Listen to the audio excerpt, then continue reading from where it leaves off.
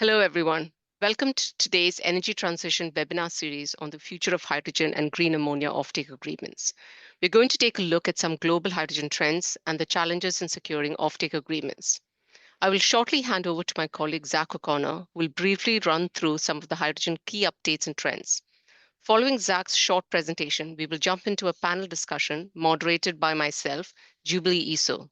We're delighted to be joined by Jackie Diletta, the Director of Business Development for Yara Clean Ammonia, and Doreen Abasundra, Principal and Founder of Fresco Clean Tech Solutions, alongside my colleague Jenny Evans. Over to you, Zach. Thank you, Jubilee. So, as Jubilee said, I'm an associate at Evershed Sutherland, and I'm going to touch on a few key trends in the hydrogen space. We start with a quick recap of our last update from the fourth quarter of 2023, where we focused on a few key points. First, hydrogen project announcements were on the rise, with momentum building on the back of positive government action. Second, despite rising announcements, the industry was still firmly in the development phase, with very few projects having taken a positive final investment decision or commenced construction. Third, the FID bottleneck underlined the importance of project proponents securing long-term offtake deals. In this update, we pick up on some of these trends again and touch on new regulatory developments. Our first trend is the growing interest in hydrogen investment. The hydrogen project pipeline continues to grow. A recent publication by the Hydrogen Council states that the number of announced projects has grown from 228 in 2020 to 1,578 in 2024. It is worth drawing out two observations from the project population. First, global growth. In 2020, the majority of projects were being developed in Europe, which accounted for 55% of the pipeline. However, Europe's share of the pipeline is now down to 40%, with North America, China, and Latin America holding greater shares. The second observation is on the balance between low carbon and renewable hydrogen. In 2020, the clean hydrogen supply capacity projected to be commissioned by 2030 stood at 716,000 tonnes per annum and mainly consisted of low carbon hydrogen, that is, hydrogen produced from fossil fuels with carbon capture, utilization, and storage. Now, the projected capacity and commissioned by 2030 stands at 4.6 million tonnes per annum and is split roughly even between low carbon hydrogen and renewable hydrogen, that is, hydrogen produced from electrolysis. Our second trend is the maturing project pipeline. At the top of the call, we mentioned that the project population was heavily skewed towards early stage developments, being the project announcement only and feasibility study stages. However, evidence suggests that the project pipeline is steadily maturing, with a larger portion of projects shifting to the more advanced stages, being the feed and committed capital stages. The number of projects in the committed capital stage, being projects that have either taken a positive final investment decision or are under construction, grew from 102 in 2020 to 434 in 2024. Our final trend is an improving regulatory environment, with project pipeline growth being well supported by government action. On the policy front, a recent example is the implementation plan released by the Chinese government. The plan aims to boost the use of clean hydrogen in China's industrial sectors with a focus on stimulating demand. Among other things, the plan urges the refining sector to transition from hydrogen produced from fossil fuels to clean hydrogen in industrial processes such as hydrocracking and hydrorefining. However, while growth is strong, there are challenges. Several projects have faced delays and cancellations. A key challenge for the hydrogen industry is uncertainty associated with regulatory frameworks. The positive news is that a number of governments are addressing these issues by clarifying the rules. The United States, for example, is developing guidelines for hydrogen under the Inflation Reduction Act. In addition, the European Council adopted the Hydrogen and Decarbonised Gas Package, which defined low-carbon hydrogen. We have also seen innovative government initiatives aimed at stimulating demand. In particular, Germany's Carbon Contracts for Difference, a support scheme for industrial decarbonisation. The contracts are intended to compensate the additional CapEx and OpEx necessary for the development and operation of climate-friendly industrial facilities in comparison to a similar conventional facility. In October 2024, 15 contracts were signed, with 5 of the successful participants planning to decarbonise using hydrogen. Finally, closer to home, we understand that the UK's Department for Energy Security and Net Zero is currently assessing applications from its oversubscribed hydrogen allocation round 2. HAR2 is of course offering support for up to 875 megawatts for projects targeting commissioning between 2006 and 2029. And that brings us to the end of our update. Thank you, Jubilee.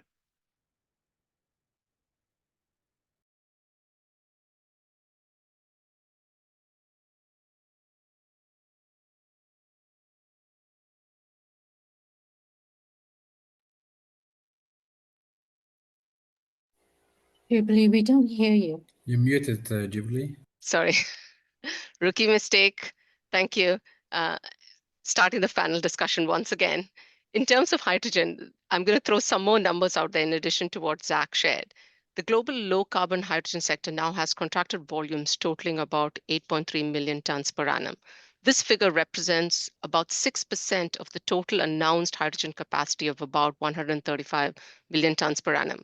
And only a quarter of that contracted volume has actually progressed to binding sale and purchase agreements. And the big question that I'm hoping that we can discuss today in some detail is why. We know that there's an appetite from governments to attract investment in the sector. There are a significant and ever-increasing number of CFD and other market schemes promoted by governments, as Zach just listed out, to facilitate investment. We know companies are looking for ways to achieve their net zero targets, and for many sectors, low carbon hydrogen and ammonia is the answer. We also know that project financiers are enthusiastic, as evidenced by the oversubscription of some of the public and private funding processes that have been held to date. But the reality that we also know is that it's almost impossible to scale up low carbon hydrogen or ammonia projects without dependable offtake agreements. And negotiating such agreements is challenging without enough projects to support an international market. The offtake agreement needs to balance the interest of producers, consumers, funders, and investors to actually be bankable and commercially viable. Now, Jenny, we've been in the thick of negotiating some of these offtake agreements. And what I want you to maybe start the discussion with is highlighting for a few minutes some of the key provisions that parties need to focus on and what we have been trying to get right. Thanks, Jubilee. The terms of an offtake agreement will obviously vary depending on the specifics of the project, the relevant jurisdiction, and the market schemes that may be on offer. There are, however, a few common themes. Firstly, price. The hurdle is that there's no generally accepted approach to pricing. Additionally, the value chain is a work in progress, with new end uses emerging to meet decarbonisation ambitions and trade markets under development. Investors will heavily scrutinise offtake pricing provisions. Secondly, the term. Developers and financiers will usually require that an offtake term is at least as long as the tenor of the debt. Thirdly, the quantity. Alongside pricing, this is probably one of the most difficult provisions to negotiate. The sellers will want to impose take or pay obligations on the buyer to secure project revenues and obtain external debt financing. Buyers, on the other hand, need to ensure that their purchase commitments align with the demand requirements while holding producers accountable for meeting minimum supply obligations. Fourthly, off-spec product. There will be a clear regime to deal with off-spec, from physical or chemical specifications versus green specifications. These standards will vary depending on the buyer's intended use and the regulatory requirements in the jurisdictions where the hydrogen is used. A product that is off-spec from both a physical and green perspective is obviously easy to deal with, as is a product that is off-spec from a physical perspective.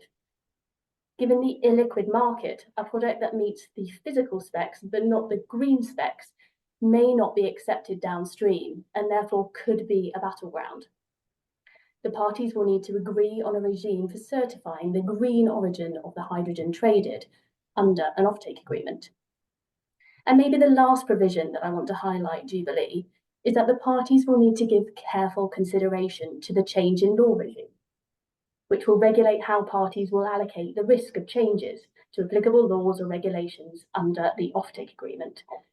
For example, changes to applicable regulatory standard for low carbon hydrogen affects the production facility's eligibility for certification. Thanks, Jackie. Thanks, Jenny. That's obviously a lot of what we've been dealing with in the various agreements that we've been working on. I want to open the floor now, Doreen, to you, and Jackie, you as well, and maybe give you an open-ended question to get the discussion started as to what do you think is holding the hydrogen and green ammonia sector back. Doreen, maybe I can start with you. Just saying thanks, Jubilee. No, thanks for having me here as well. So I'm Doreen from Fresco Cleantech Solutions. And I think first things first, when we are talking about offtake in this case, we're talking about decarbonized hydrogen, because as we currently have it, hydrogen is a critical component in industrialization. Since the 20th century, half of it is currently used for producing ammonia and fertilizer, methanol for manufacturing chemical products, and it's crucial in refining. So the cost of gray and brown hydrogen as we currently have it is at roughly $1.50 per kilogram. So when we talk about what's holding the hydrogen sector back, we're looking at the decarbonized version of that hydrogen molecule. We've heard of the successes of projects that have reached FID, but we've also seen quite a number of challenges that have come up this week, whether it's in transportation or aviation or the wider ammonia sector. So when I look at the reasons for these challenges, the very first reason is the cost of that end product versus a decrease in commitment to decarbonization. There is the obvious increasing cost of living, plus political shifts, which are driving a mismatch in some jurisdictions.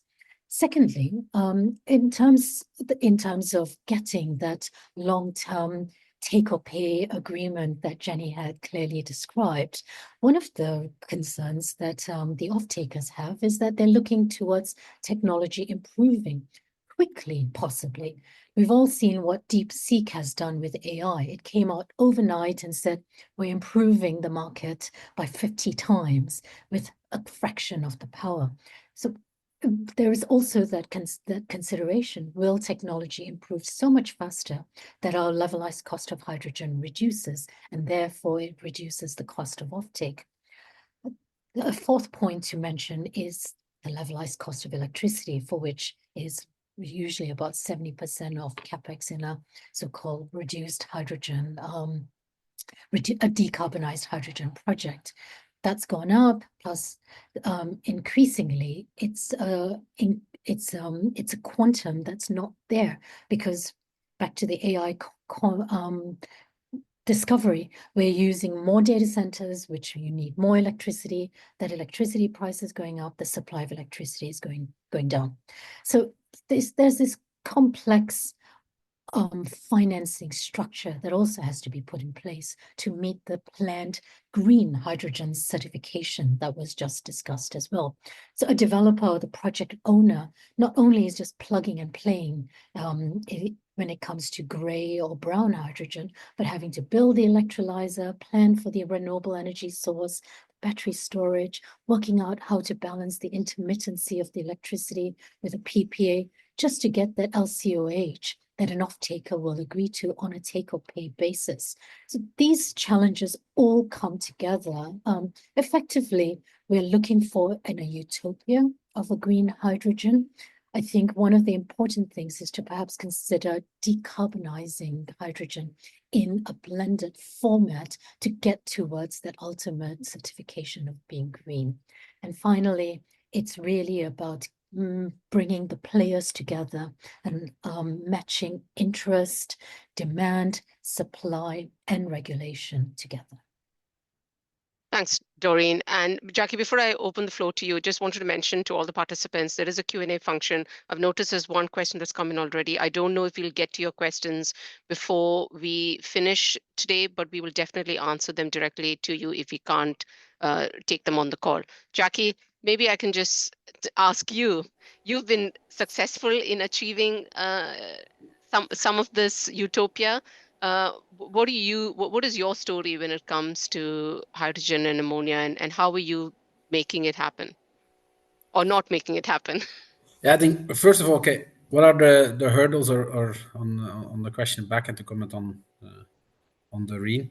I think there is a difference if we are mainly looking to ammonia. We are not. I think that's our area where we are active. There's a difference between blue and green. I think blue, it's a bit like it was before. It's just can you get the business case? There have been many announcements, mainly in the US, given the cheap carbon storage and the IRA supporting it. There are many announcements, but I think it's a bit the same as in the shale gas boom 10 years ago or 15 years ago. Many announcements, but also at that time we saw only the players already existing who can make a project happen based upon market expectations without fixed offtake agreements happened also then. And I think the same is a bit now currently going on in blue. Probably many hope on a formula priced offtake.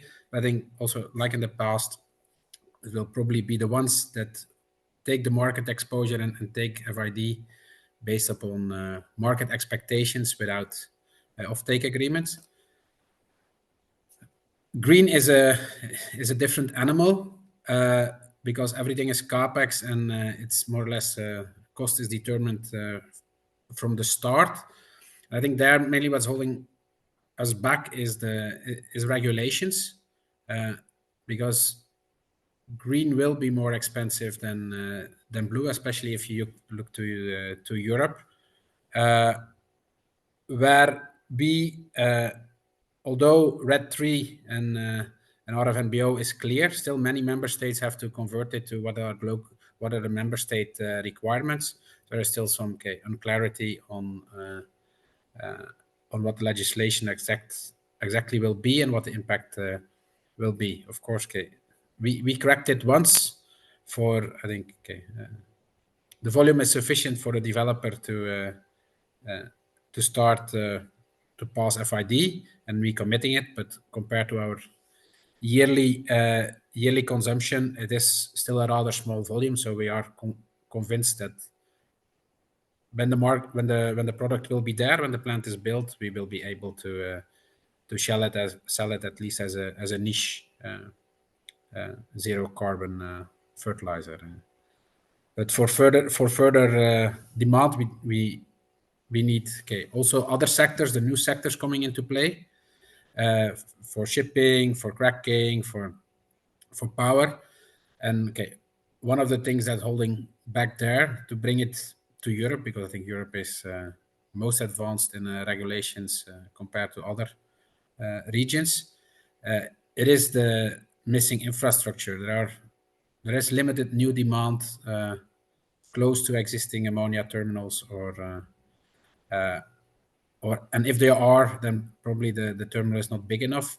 So investments in terminals and infrastructure on receiving it in Europe is required, and that will probably not be in place prior to 2030. So the next few years, I expect that it will still be not a huge quantities that will be committed or start flowing, to be honest.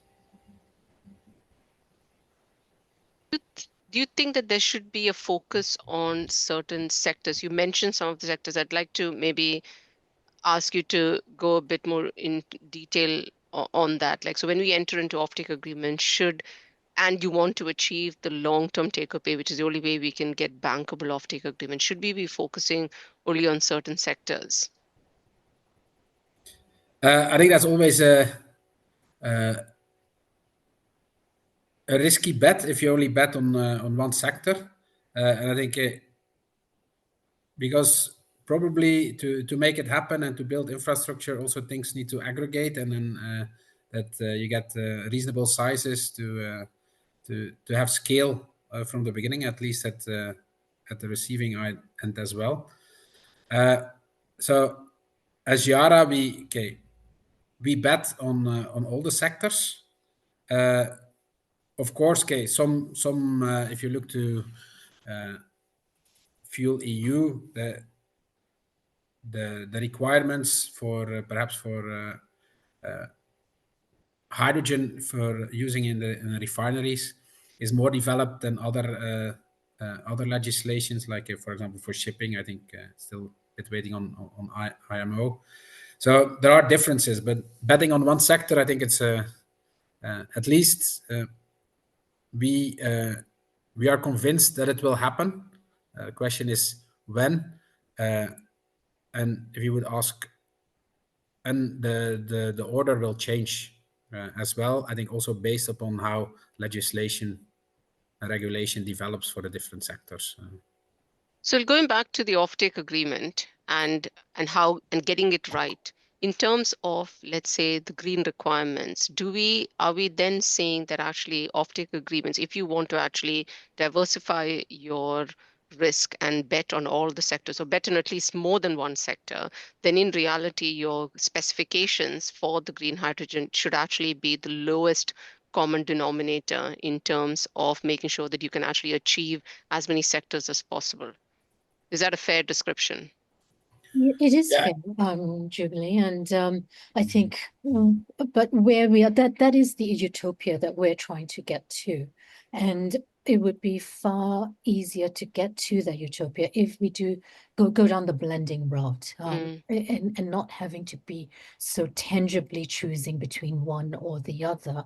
And in addition to the sectors, I have to agree with Jackie there that there's so many sectors that can see movement, but we also should start talking a little bit more about local production of hydrogen and a local use from an efficiency perspective, you see, because without a doubt, taking molecules from one continent to in the form of hydrogen or a liquid such as that is one of its derivatives, and then taking it to a different continent, it just adds to the cost, and it comes back to some of the challenges that we spoke about as to why there is that push back from off-takers signing a 15-year contract at a fixed price for that time. Yeah, that's a good point, Doreen. Thank you. Jackie, anything to add to that? Yeah, I think if you have about bankability, it's typically mainly for the green. I think, like mentioned before, Europe is most advanced in segregating or differentiating green from blue. That for certain compliance to legislation, you need really to have renewable based. Where I think outside Europe, it's more it's agnostic and just focus on decarbonization. And therefore, as mentioned before, blue will be cheaper than green. So, and for Europe, it's simple. It's the RFNBO requirement, which is the one differentiating you from blue, because that's the what is imposed for regulation. So everything which is not RFNBO compliant will compete with blue and go for the lowest cost to decarbonize. Or pink, if I may throw in and be my devil's advocate there, effectively generating low carbon electricity using nuclear energy. I recognize there are differences of opinion on the use of nuclear energy across the European continent. But given that we need baseload in particular to match the quantum of green or low carbon hydrogen, that's the message we need to get to, the low carbon hydrogen. And we talked about the intermittency of renewable energy, which needs to be matched by storage, adding to the complexity of cost and capex. I have to throw in that we should start broadening our scope of our definition of decarbonized hydrogen. The only thing is what you see on green, RFNBO compliant, that's the only part which there is a clear difference between that you need that requirement to comply with RED 3. Everything else is just what is the cheapest solution. And I think, is it gray and paying ETS certificates, or is it blue from areas where gas is cheap and CCS is cheap? And of course, there is pink and there are other colors, but probably most of the time they will not be competitive with blue from cheap gas regions. I think that's, but they are there, and if there is an opportunity, for sure, but they will all compete in the bucket of low carbon. And then it's The one, thanks both. And the one thing that I do want us to also try to cover before the end of the panel is talking about certification and additionality requirements. And this is obviously something that we've focused on a lot when it comes to offtake agreements. Can I ask both of you to maybe to talk about what you're seeing in this regard or experiencing in this regard? Well, I Jackie, do you think- want to? Oh, Doreen, sorry, please go first. Yeah. All right, I was just going to say, when H1 came out here in the UK, there were very clear rules on what how the value of the decarbonized hydrogen molecule was being calculated.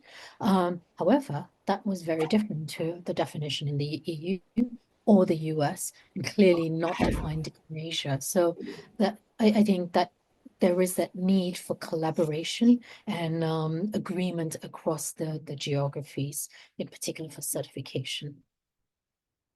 Thanks, Doreen. Jackie? Yeah, I think, like I said, of course, if you have additionality requirements and hourly matching, whatever requirement you put on top will increase cost, because typically it will decrease the capacity utilization of the asset that's built. On the other hand, like I said before, to get the green premium, you need to be RFNBO compliant. So, okay, our minimum standard is following the RED 3, but okay, every requirement you put on top will finally result in a higher price for a decarbonized RFNBO compliant product. Can I, so we've got two questions. I'm going to try to cover both of them on the chat because they're very interesting. Maybe start with the second one first, because the first one I want to try to answer. Second one, would it be cheaper and simpler to vertically integrate a hydrogen project from scratch, source, processing, use all in a small area or specific use situation? Who wants to take that? Well, the answer is yes and no, depending on the quantum of what needs to be produced. So if it's a small scale, yes, of course, it makes sense to have your solar plant next, with a direct wire. But if we're talking about a couple of gigawatts, then that the multiple needs of various supply chain is going to make the costs higher. So it really is dependent. Jackie? Yeah, I think, of course, we always look at what is the optimal financial solution. But I think, like in the past, Europe always have been short of energy. We imported lots of gas from Russia, now via LNG, and that will also be the case in the future. So if you have an electron produced in Europe, the most effective way is to use it as an electron. And then what you have to import and where a cable or where a hydrogen pipeline does not work anymore, then you look, okay, is it liquid hydrogen, or is it ammonia and cracking it back or using it directly as ammonia for shipping or for applications where it's used? Because there is simply a shortage of power, or if you need so much power to produce it locally, it will be that much expensive that it's cheaper to go to remote areas where there is abundant power or a place for renewables, and then ship it to Europe. Yeah, agreed. Final question, we've got 1 minute. Can you provide an overview of who's best to take the change of law risk, the buyer or the seller?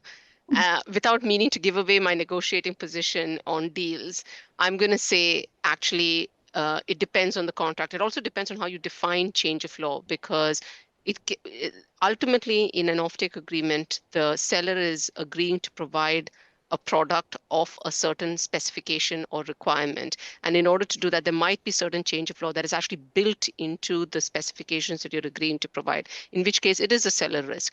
Once you have gone past that Rubicon, then it depends on what the parties can agree as being the risk allocation between them. Sometimes it might be that actually the parties say that the seller takes the risk up to a particular point, after which they share the risk, or they may say that actually the parties share the risk from day one. Again, it's a commercial point, very much depends on the terms of the contract, but some sort of sharing of risk is typically the direction in which parties go. Yeah, it has to be a sharing of risk to some extent, and it cannot be one side or the other, given the broad scope of what we need to do, cross boundaries, cross geographies, just to get, for example, as Jackie was saying, the molecule from one continent to another into Europe. You know, you're going from different jurisdictions. You know, who could predict that there were tariffs going to be imposed right now today on Chinese electrolyzers, which are going to be cheaper to bring down the capex of an overall project? But then perhaps that's the irony of the whole situation where we're in now. If those Chinese made electrolyzers end up needing a new home, could they actually come to a different part of the continent and bring prices down? So yeah, change in law really needs to be negotiated and shared, and that's why we're looking at that holy grail of a long-term offtake agreement. Jackie, I'm gonna not give you time to answer the question because you've come to 3:30. Thank you, Jackie and Doreen, so much for such an informative discussion. To all the participants, please follow Evershot Sutherland Energy on LinkedIn if you don't already, for future energy transition updates, including events. As mentioned at the start, the session has been recorded and we will send it to you as soon as possible. Please do share it internally if it's helpful, and keep an eye out for our next session in the energy transition series. We really hope you can join us again. Once again, thank you, Jackie, Doreen, and the other participants. Thanks a lot. Thank you. You're welcome.